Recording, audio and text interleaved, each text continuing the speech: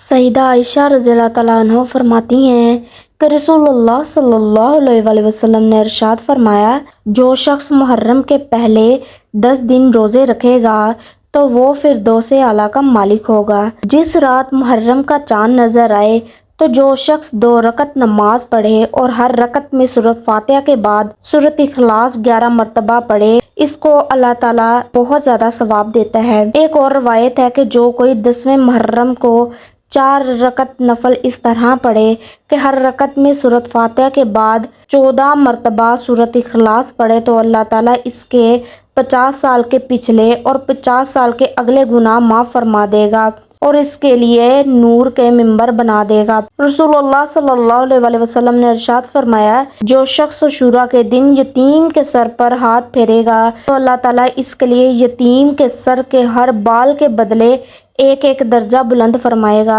अशूरा के दिन गुस्ल करना बीमारी से बचाव का सबब है।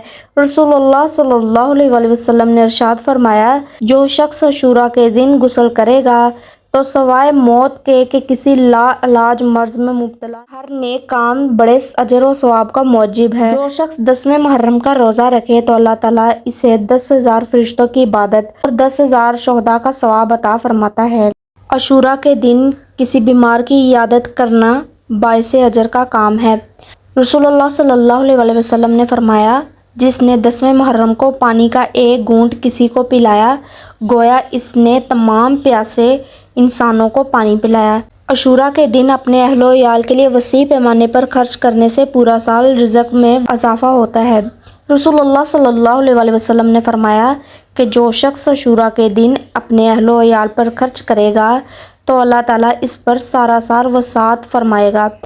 हज़रत इब्ने अब्बास रज़ी अल्लाह तआला अन्हु फरमाते हैं कि हमने इसका तजर्बा किया तो वसात ही पाई, लिहाजा मुसलमानों को इस दिन वसी पैमाने पर खैरात करनी चाहिए। इससे रिज़्क में इजाफा होगा और खुशहाली के दरवाजे भी खुलेंगे। दोस्तों, कमेंट में लब्बैक या हुसैन ज़रूर लिखिएगा। अगर वीडियो अच्छी लगती हो तो वीडियो को लाइक, सब्सक्राइब और शेयर ज़रूर कर दिया करें। दुआ में याद रखिएगा। शुक्रिया।